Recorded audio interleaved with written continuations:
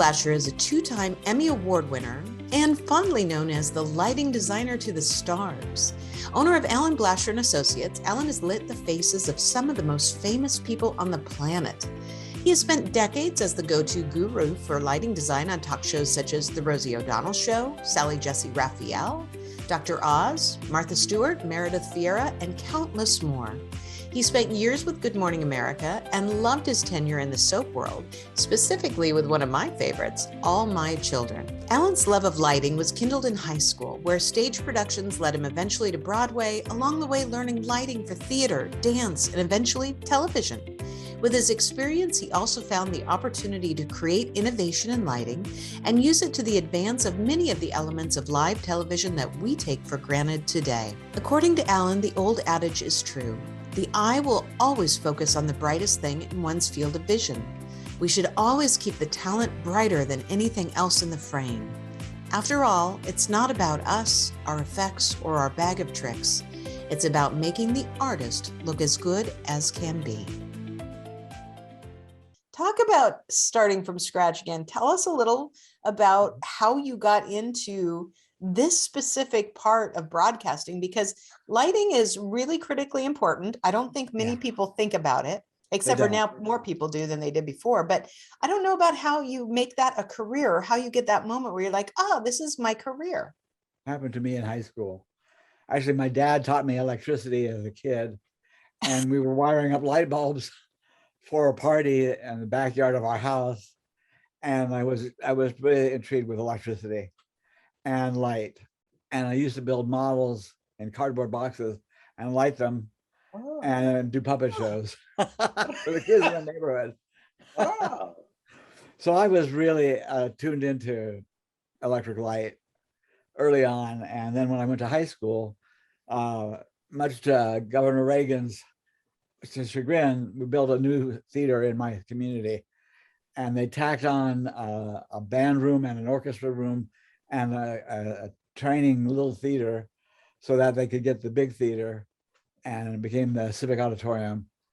And after I graduated from high school, the principal asked me back to run the adult evening film program in the theater. And I did operas there and all kinds of stuff.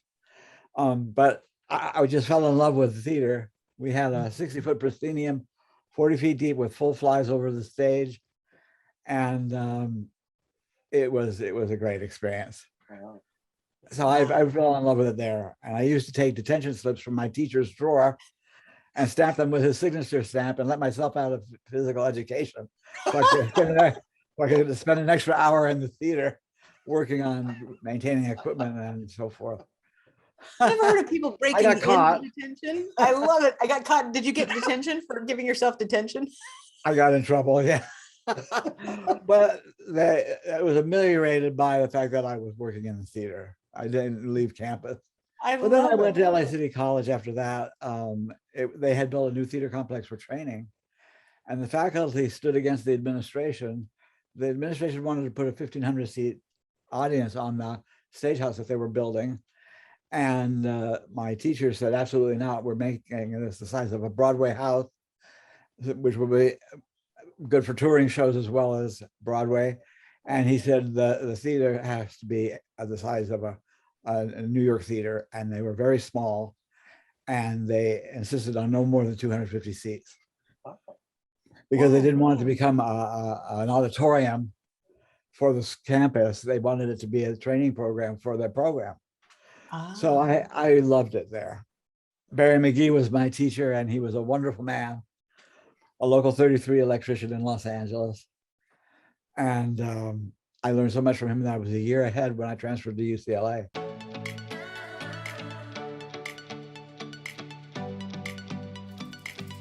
And so I did a double major at UCLA. I did theater lighting and theater management.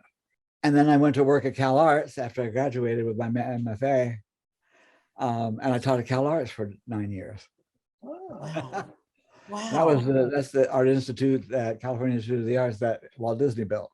And it was a great experience. I learned to light dance there with the Bela Lugosi Dance Company in adjunct to the School of Dance. So Bella was wonderful. I loved her choreography. She was very good to me. And I learned how to light the dance. That couldn't have been And it was easy. That had to have a lot of challenges because you've got a lot of movements. You'd have to know the a lot of dance movement. as much as the dancers would. Yeah, you have to learn the choreography to cue the show. Yeah. But I did it and I loved it, and then I could teach it. Learn by Wow. doing. I was trained in the theater and not in music, concerts, and dance. But we required of our students that they perform in more than one métier.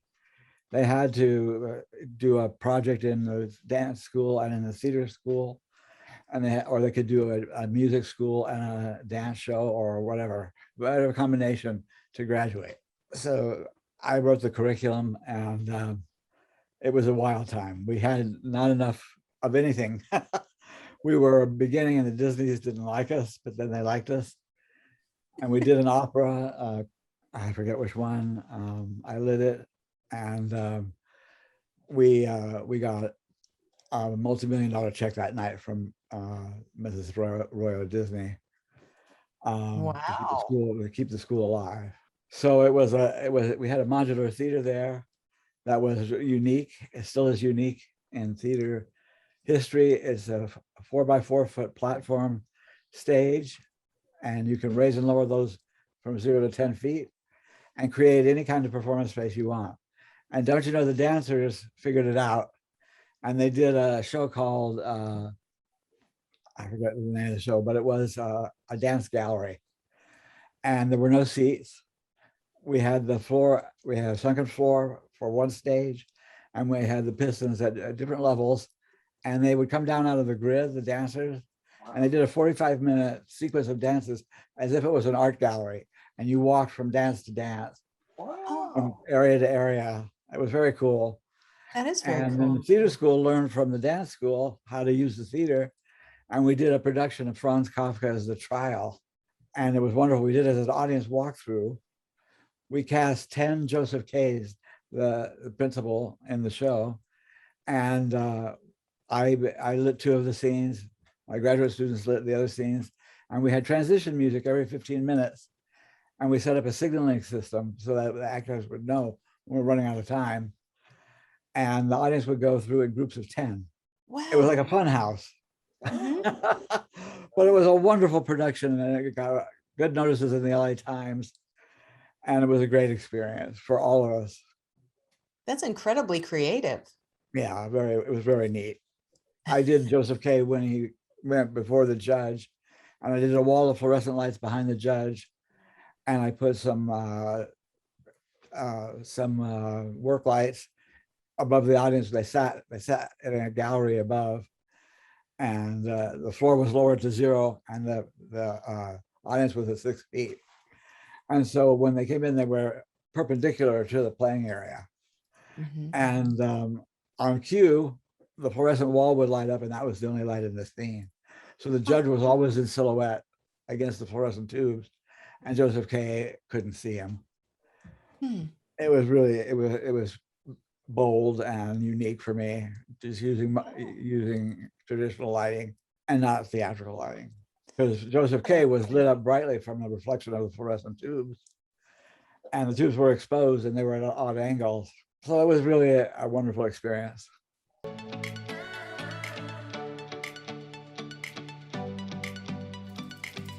That's so fun to see what lighting can do, not only to brighten you up and give, you visibility, but how lighting can affect a story and affect a mood and affect the mindset behind something. Good lighting doesn't call attention to itself.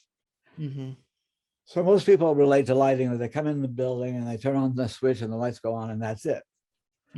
But I'm dealing with the environment and the concept of a play or of a television show, even a talk show. I have to have a concept before I can light it. And I have to do the visual imagery of what that concept would be, and then I have to execute it.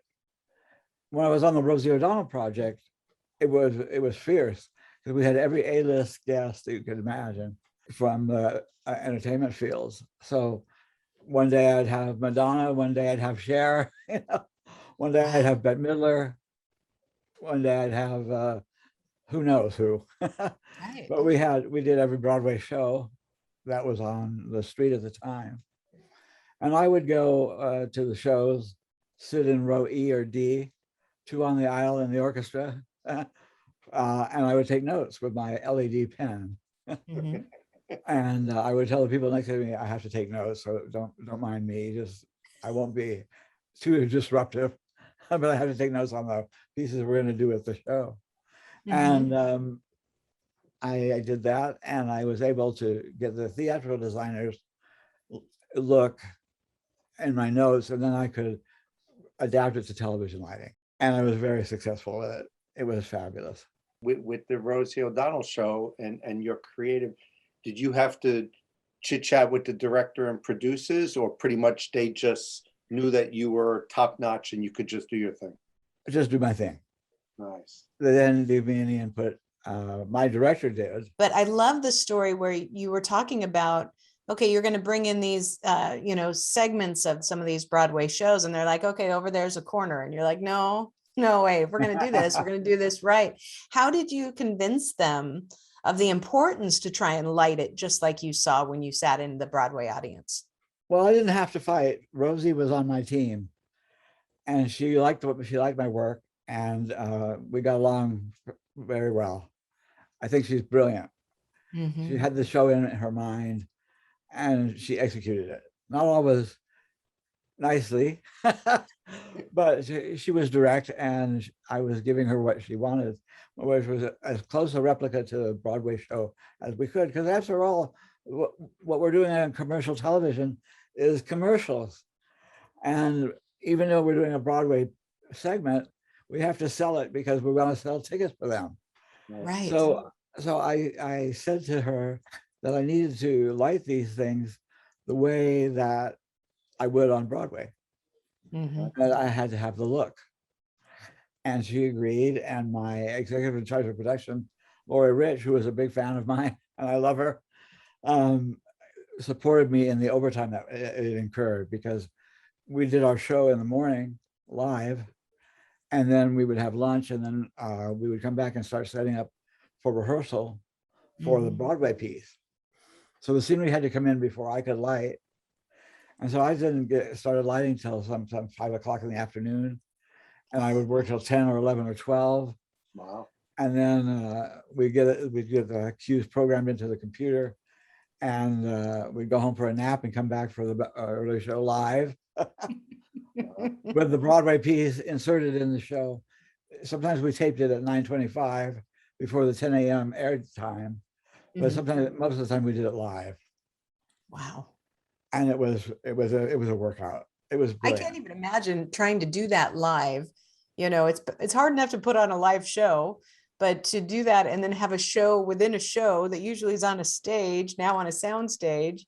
I mean, that's a lot of moving pieces. Yeah, a lot of moving pieces, and we did it very beautifully well. The crew was wonderful. The electricians, I would pull the electricians down off the ladders every once in a while and have them stand around the monitor and say, "Look at this! Look at what we've done! It's so fabulous!" And they said, "Oh, Alan." It's just what we do. It's just how we Yeah. roll. Thanks for the overtime. Yeah, exactly.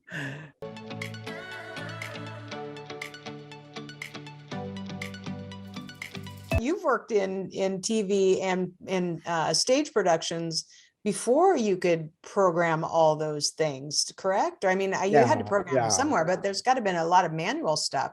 How did you even manage? At the high school theater, they put a 5-scene preset system in with electronic dimmers that was very, very of the moment. And I trained on that. And I had an old patch panel that looked like a telephone switchboard. Yeah.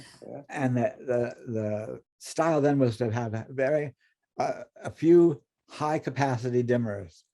So you had to plug several lights into it because you didn't have enough dimmers to do it any other way. So you had to figure out the patch. Now in more modern times, we have huge dimmer racks. We go dimmer per circuit. So every circuit in the studio is on its own dimmer, and you can tuber into that. It's much more flexible. and the digital controllers are much better. And I know you've done a lot of, talk shows, and, you've been in a lot of different environments, some in studios, but some also when they're doing outside shots and remotes. Yeah. How, is that a different kind of pressure? What kind of, do you It's have any always fun stories pressure. about crazy remote areas? It's crazy. I had a wonderful experience when I was with Good Morning America. I used to go on the road tours Yep. with them, and we would do it at a different city every day. And I don't know how Eddie did it, because he was at each location every day. And I was doing one day of prep and one day of shooting. We had two alternating teams in the lighting department. But I was using big 12,000 watt Fresnel lights. And I felt very, very, very proud to be a member of the motion picture style of lighting. Mm-hmm. And I lit rooms at the Biltmore House in North Carolina, and lots of places. Nashville, we were at the Grand Ole Opry. The crew there was wonderful. They kept saying to me, "Mr. Allen, is there anything else we can do for you?" I said, "Yeah, you could come to New York and work for me in New York." Exactly. I'll take all of you right now. But I have another story that about one of those trips. We were in Bismarck, North Dakota, I think. Oh, burr. Or somewhere up there, somewhere in the Midwest. And they emptied out the personnel from the local affiliate station to work with me in lighting. I had an all-woman crew, and they knew nothing about lighting. They were secretaries. Everyone was making fun of me. You got the bad crew. I said, no way. And so I held class with the ladies, and I taught them about Fresnels and plugging and Lecos and shuttering and all the stuff we needed to know to do the job. They turned out to be the best crew. Wow. Mm-hmm. They're pushing 12,000 watt lamps around the park, and they were doing it very well. And it was a pleasure to work with them. And they Nice. said, we're called from our desk often to go into the studio and light something. We don't know what we're doing. Oh, So I said, well, let me teach you. Wow. So I took an hour of crew time, and I just taught them and gave them guidelines for why it looks dark when they cross from one side of the stage to the other. mm-hmm. You have to light the cross. So you have to hang extra instruments to cover that and cue it in and out.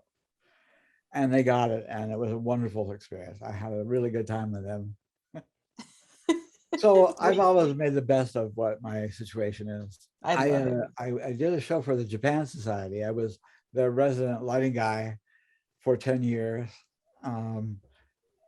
They're a cultural organization representing Japan. It's diagonally across the street on 47th Street from the UN. And it's a lovely building, and they're lovely people. And that's where I learned about bento boxes. I gave them good lighting. They gave me a bento box. Well, if I got the shoji screens in the right position, they had to be just so. We had to measure it out on the floor. The assistant performing arts director and I would be on our knees, making sure the folds of the shoji screen were just right, because we had the Crown Prince and Princess of Japan coming for a fundraiser, and we had a 250-seat theater in the building, and it was pretty intense. It had to be just so. We did Kyogen, which is a 17th century, I think, Japanese slapstick comedy style of acting.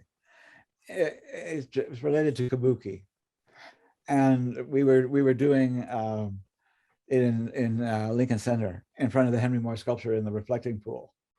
We built a stage in front of the Henry Moore, and then we filled it back up with water. We had 3 ramps at different places around the perimeter of the pond, where we called it torchlit Kyogen.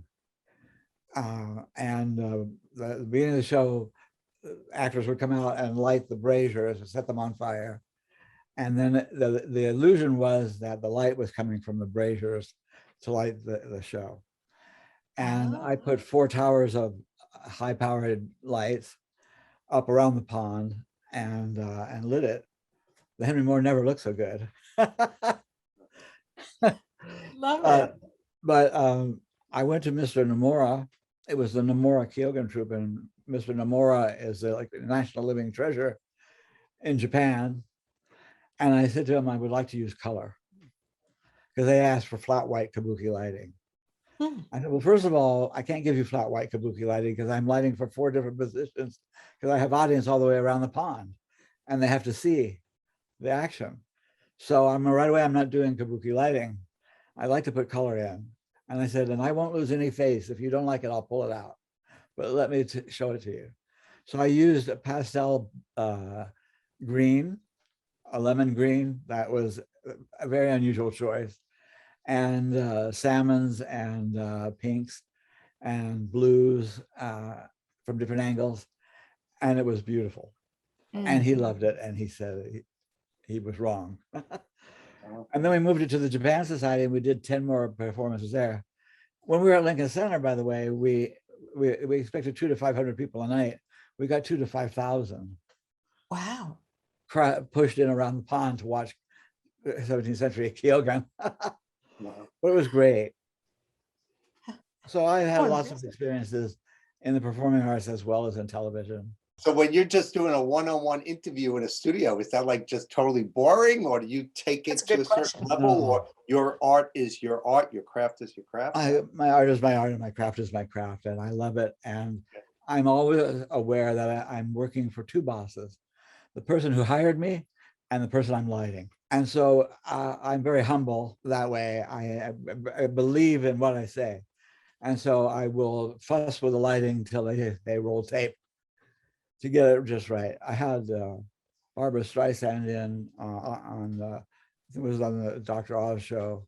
No, yes, it was on the Dr. Oz show. I did that for many years. I had that as a client.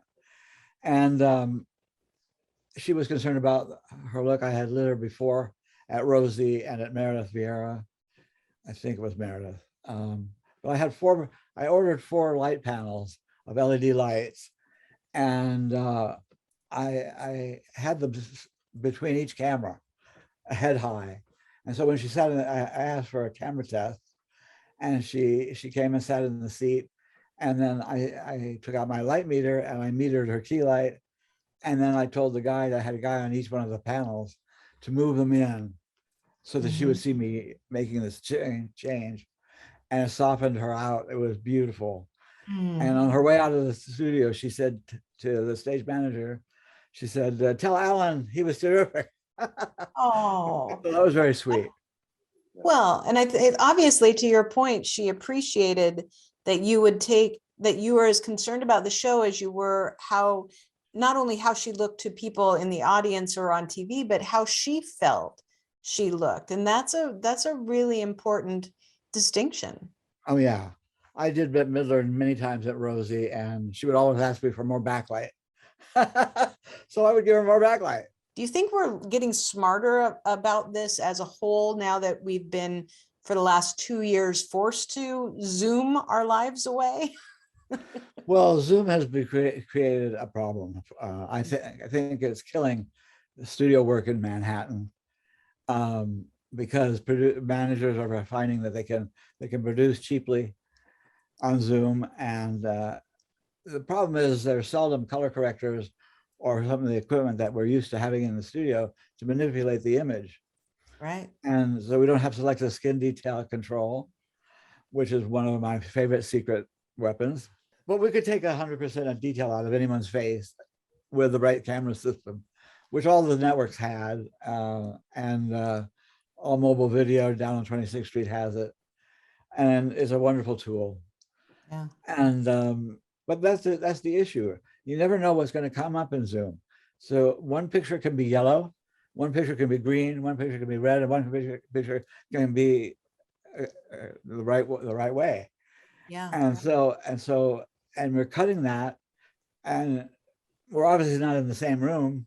We're in different locations, but the pictures don't match. Yeah. And it makes me crazy. I bet. I get so angry. How can they put that on the air? Because we had standards and practices about our work, and we have FCC rules that we have to adhere to make sure that the image is bright enough for FCC standards. And I'm afraid that's lost now. Well, I think that's really true. Absolutely. Because you don't even see some people as clear as you do, others you don't. Sometimes Yeah. it's confusing if you're watching, a cable news where they, have them all in different places and you got 5 people on that and everything's looking different. It's not a Yeah, consistency. Right. it's very discouraging. But people don't know what lighting does. I think someday in the next 20 years, an executive is going to walk into his boss and say, I think we should put this in the studio and we should make it look like the old times. And he'll get a raise and a promotion. Because he'll be going retro. He'll be going back to standards and practices that Yeah. we enjoy. So as a lighting designer, is there if anybody's a guest on a show, is there anything wardrobe wise that you, like a lighting designer, absolutely hates, or any suggestions to help them with their face, And The first thing I say is don't wear white. Okay. Because the most important thing for the frame of the picture is for the face to be lit and the brightest thing in the frame. Mm-hmm. And if you wear white, especially white, it competes with the face. And the white blouse or sweater or whatever, or jacket, takes over and dominates the picture. And it's taking attention away from the star. Right. So I would say don't wear white, or get it tea dipped in gray, so that it's not, we're going to reflect more light than the face. And that's the other thing I worry about in today's lighting on shows like American Idol or Dancing with the Stars, which is actually really nicely done. They do a good job at Dancing with the Stars. And what's the other one? The Voice. Mm-hmm. The Yeah, Voice yeah. is doing effects for effects' sake. Right. It has nothing to do with the music most of the time. Hmm. And I don't know what he's up against. He certainly has established a look for the show, which we're responsible for branding the show, the lighting. They don't know that. The producers don't know that. But I always cue a show so that the ending and the beginning are in the same look, so that they can edit it without doing a jump cut. It's a secret I have. Well, I always format the show. I started in Monte Carlo. I always formatted it so that they could easily pull out a segment and drop it in somewhere else, and it would look consistent.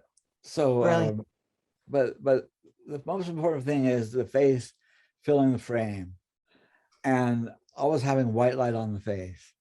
I don't like to put colored light on faces. And this is for a special purpose. I saw one on Saturday Night Live a couple of weeks ago that was effective because it was the style of the song and it had concept and it worked for me. Mm-hmm. So I can't say I never want color on the face, but I always want to see the face. And at The Voice, they do the first 8 bars in black on a wide shot showing all the effects lighting. And I find that very troublesome because I want to know who, if you can't see, you can't hear. It's a truism in the theater world, and I think in television too. If you can't see it, you can't hear it because you're too busy searching the frame for where the song is coming from. For the visual. Yeah, we're about the performers, not about the effects. Yep. I get you. Absolutely. So it worries me that the trend is effects for effects' sake. And we've got wonderful machinery now that requires another board operator to program the moving lights. You have 8 engines inside of a typical moving light, changing the color, changing the focus, changing the pattern, changing everything, and tilting it up and down and to side. There's a motor for each function, and it's all run by a computer. And then you have 60 of them that you have to program. You have to meet Bob Dickinson, who I adore. He lights the Tonys and the Grammys and many of the big shows for years now. And he's a master at getting the concept of a show and getting it on stage at Radio City Music Hall with no time and a little rehearsal. And he does a fabulous job. And he was the lead designer on the Rosie O'Donnell show. And I assisted him until he left the show the first week. And then I took it over. And I won an Emmy for it in 2007 or 2008. And I felt very good about that, very proud. Absolutely. You should be proud.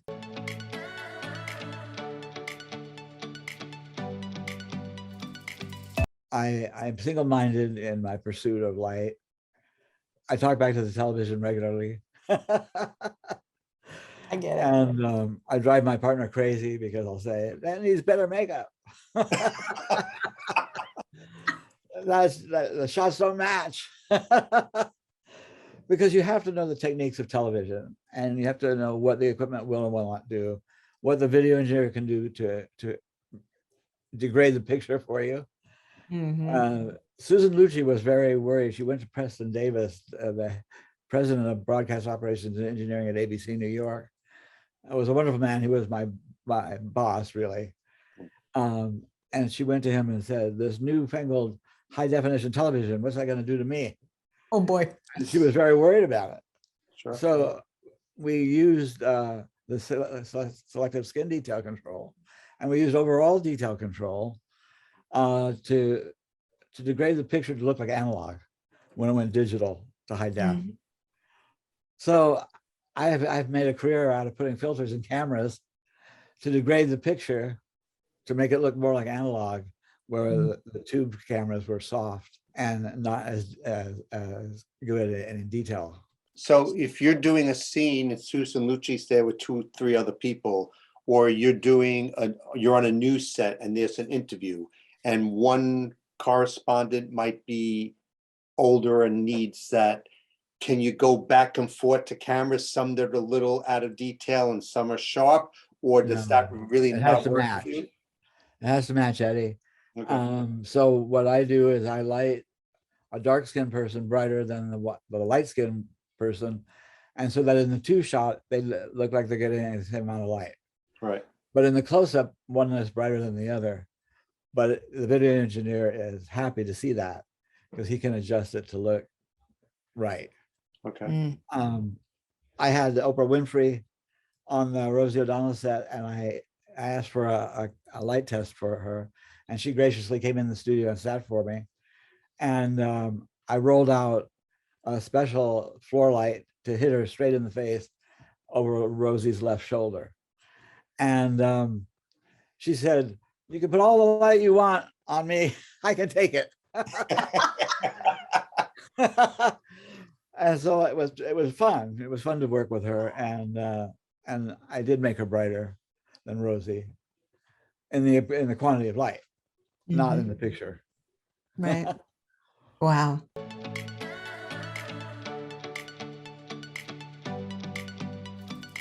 Well, so my last question for you is for those of us who are working from kind of like home studios when we have to, any advice you have? Like, right, I have a giant ring light behind my, computer and camera.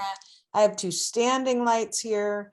I have a little bit of back natural light, but do people, I also see people that just have one little ring light that they're going with. Any advice on what at least you can do to give yourself the best overall lighting? Well, one of the things that's critical is that you not move a lot. I move a lot because I can't sit still. But if you move in and out, the camera in some computers will change color temperature. Interesting. And so you'll be like this.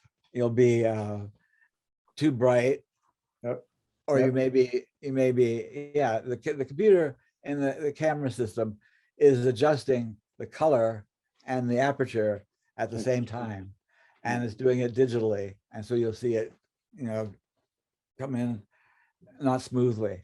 And so when a person moves around a lot, if their computer has a poor camera, the picture constantly changes from black and white to color to dark color to light color, and you have to tell them to sit still or get a better computer. But I think you look great, Michael, and I think it's all good what you're doing. The side lights might be a little bright. Okay. And there's a shadow between your cheek and your nose. So that's better. Ooh, it's a lot easier on my eyeballs too. Yeah, it's better Good.